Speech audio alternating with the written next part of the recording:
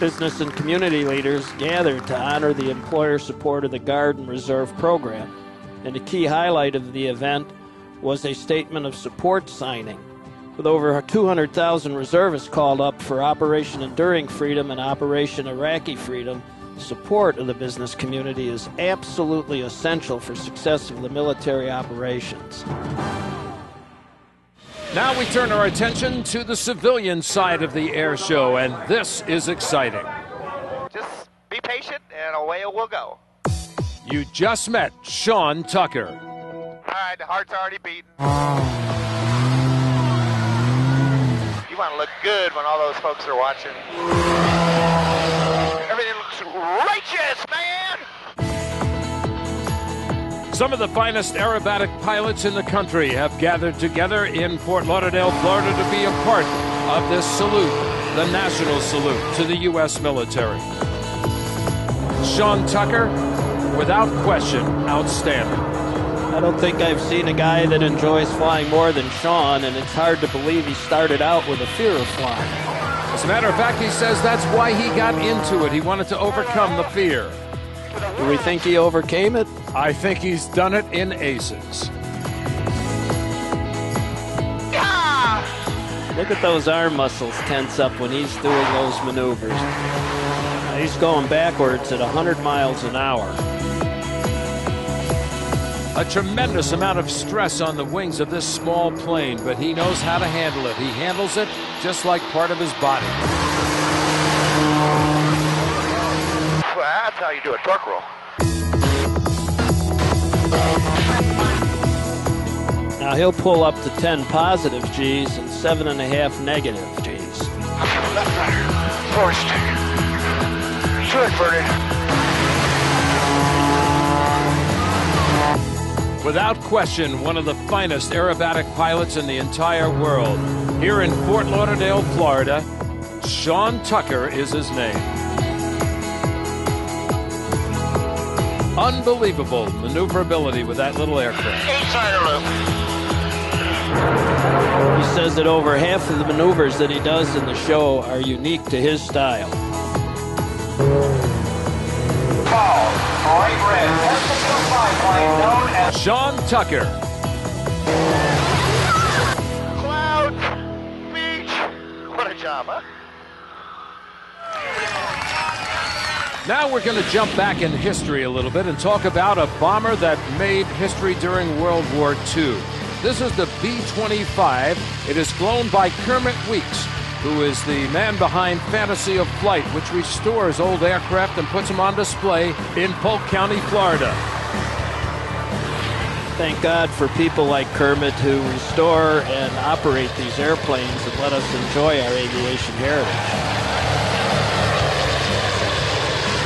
Now, staying with aircraft that are older but still in use, here's the B-52 Stratofortress bomber.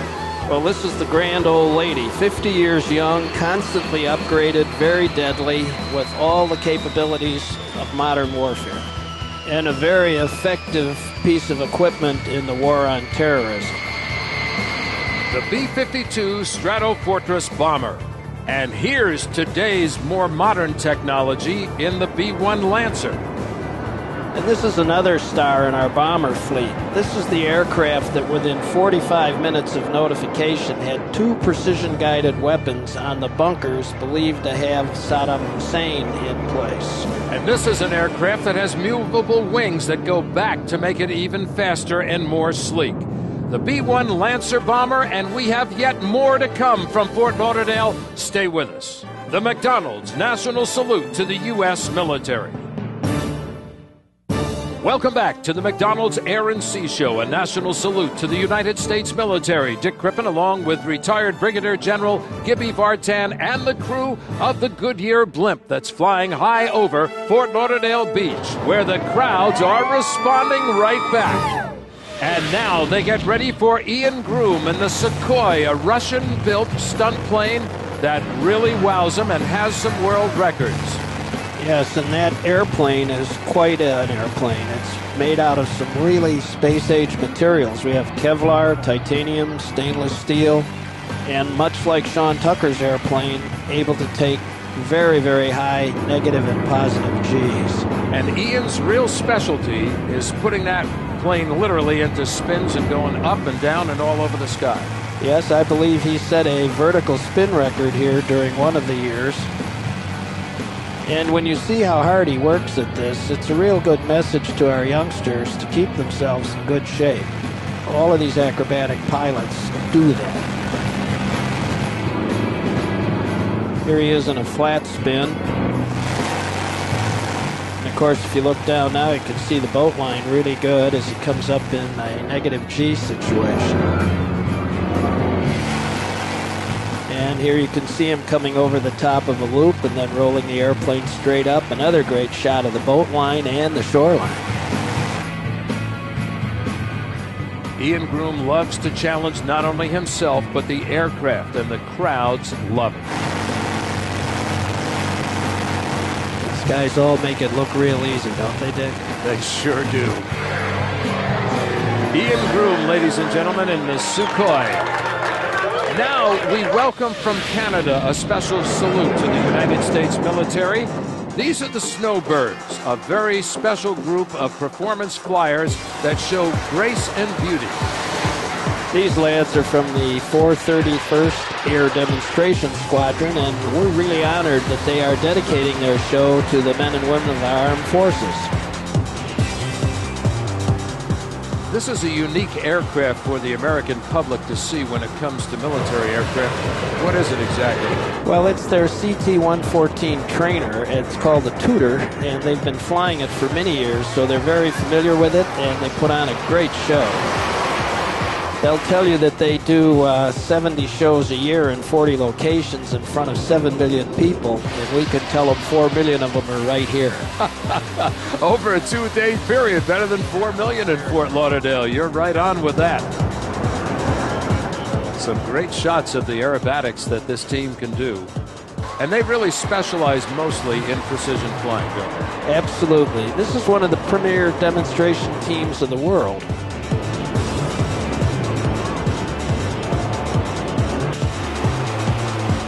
Really graceful. They're led by their squadron leader, Major Will. These guys have flown all sorts of aircraft before, and they ended up being privileged to get into this squadron and literally tour around the world. The Snowbirds out of Canada, giving a salute to the United States military personnel in Fort Lauderdale, Florida. Now we'll turn our attention to what the crowd always waits for every year. We start with the F-15 Eagle. This is our premier air superiority aircraft since 1988, and it'll soon be augmented by the F-22 Raptor.